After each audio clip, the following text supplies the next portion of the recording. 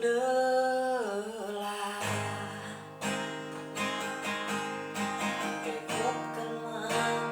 คนคุ้นเคยก็บ่เคยขอหยังเจ้าเลยสักเทื่อฟังเด้อเจ้าได้เว้าเป็นแฟนจากหัวใจว่าคนนี้หลงหักเจ้านานมาแต่โรเสื่อมสนเอาไว้ก็บ่อยู่สิบ่ฮู้เอกใจได้บ่น้อที่เศร้าแลงคิดน้ำคิดพอ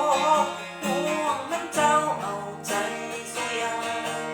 มนอนเสียนิดแต่คิดได้แต่อีกลิมิตหวังไว้เป็นผู้ชีวิตติดอยู่แค่หนึ่งอย่างคือใจของนาง